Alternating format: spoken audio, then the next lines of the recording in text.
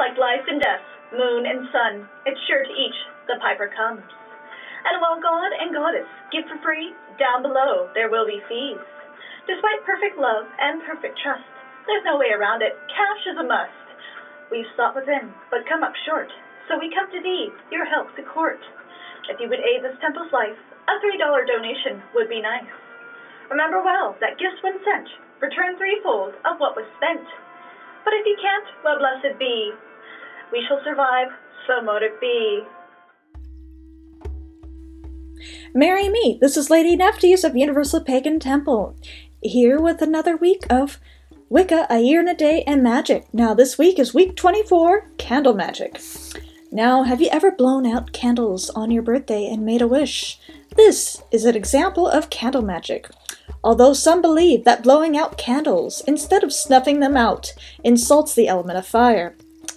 Now remember when we first spoke about magic, it is the science and art of causing change to occur in conformity with will. The lighting of the candles, dressing them with oil, speaking words of power, asking the gods for aid. This is your will and your intent, and these things will cause change. Now, how to go about using candle magic. Now, last week we learned about color magic. Color magic also applies to your candles because candles come in many shapes and colors themselves. Now, in spells to attract love, for example, use a pink candle to attract romantic love, and an orange candle to attract opportunity. Now, if you find yourself the target of negativity, then use a black candle for protection, and a white candle for purification, and so on and so forth. You probably get the point. Now on to the basics of doing candle magic. Now, first things first, take a ritual bath or shower for purification. Then get all your materials needed for the spell. Now look up your spell beforehand so you know what to get, what color candle to get, and any other materials that you may need. Then, once you have everything together, cast your circle. And then, anoint your candles. I will be showing you a video shortly on that, but an important note is to choose a candle oil or any other type of oil that will not make you have an allergic reaction to the oil.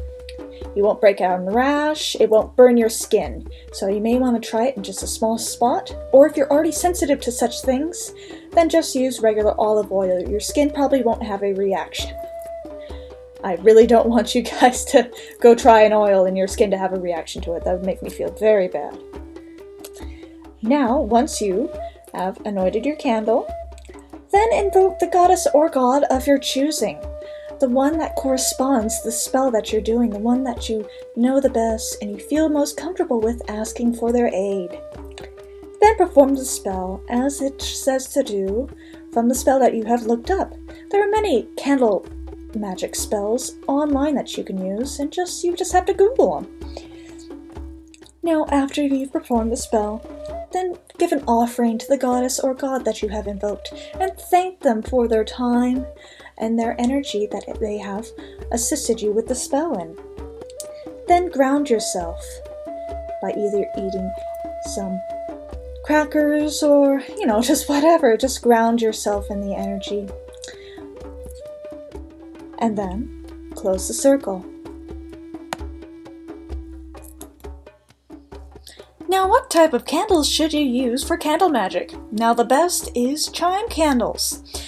Now, chime candles are very appropriate because they come in all different types of colors, and they usually just take about an hour, hour and a half, 2 hours to burn down. Now, it's appropriate to let your candles burn down in order for the spell to be effective. And chime candles, as I said before, they burn very quickly. They're perfect for this. But please practice basic fire and candle safety when doing any sort of candle magic or ritual working. Now, in addition to your chime candles and chime candle holders, have your holders placed on a candle holder, a larger candle holder that is featured here that I have this kind of candelabra on. So it's fireproof and it doesn't burn through anything. The heat doesn't scald anything. It's very important to practice basic fire safety when you're doing this type of thing. And also as an area where the pooling wax can just pool in there and it won't damage the countertop or bookcase or whatever you have your altar set up on. And now an easy way to clean your candle holders. This is a craft secret. Not really. I actually didn't learn this from a Wiccan at all. Now, if you have candle wax on a candle holder, this applies to your chime candle holders or your taper candle holders or whatever type of candle holders. Basically, you just put the candle holder in the freezer when it's all waxed up, and then you could just take the wax off, just pull it off, or just push it with your thumb lightly, and the wax will just come off. Now, all you have to do is just put it in the freezer for a few hours, and it is the simplest, easiest cleanup you will ever have to do, and you will never ever have to use like a butter knife to get your wax off of your candle holders.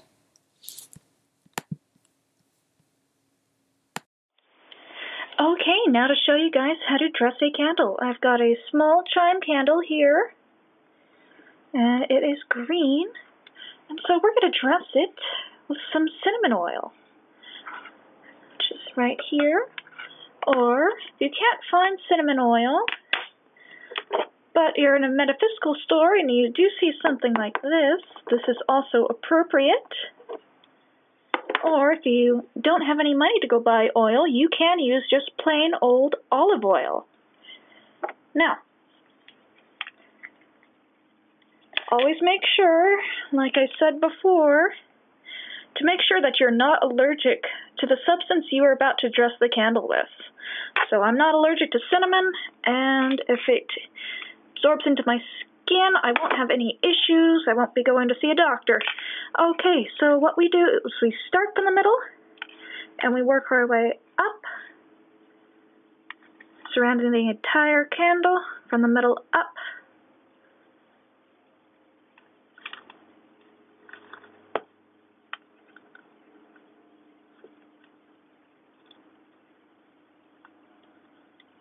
Once we have that nice and oiled up,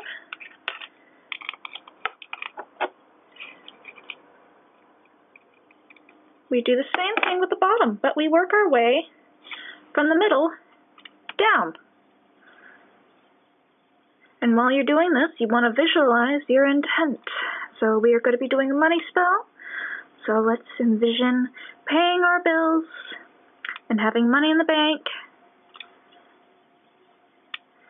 and not having to worry about our finances for a little bit.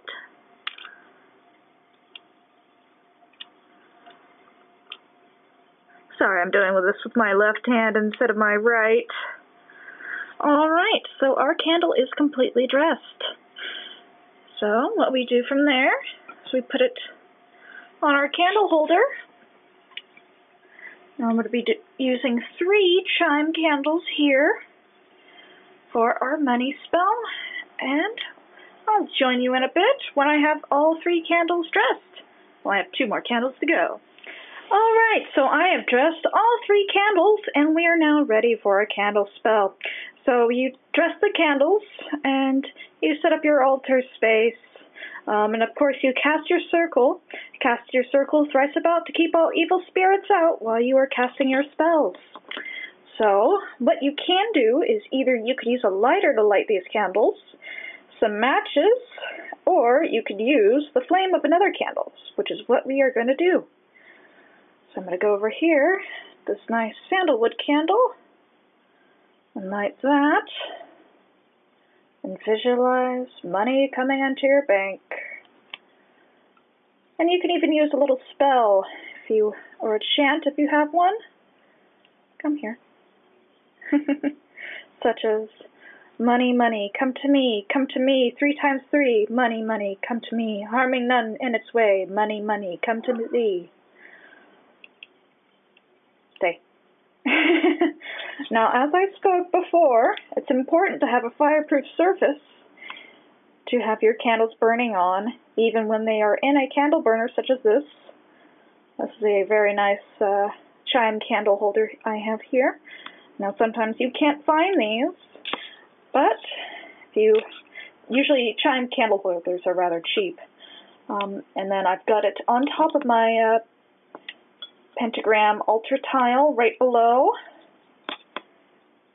And so you can repeat this spell, the money, money, come to me, 3 times 3, harming none, in its way, money, money, come to thee. Okay, so we have chanted our spell, and all the candles are lit. So what you can do at this point is meditate, thank the goddess and the god, whoever you choose to invoke, and settle down with some cakes and ale so you can ground yourself. Or if you'd like a preview of next week's lesson, will be crystal magic. So this was a spell from the late and great Scott Cunningham, is you take some tiger's eye and you surround your green candles with the tiger's eye. So we're going to put one here. And tiger's eye is known for attracting wealth. Just going to surround. Excuse me, I don't know. There we go.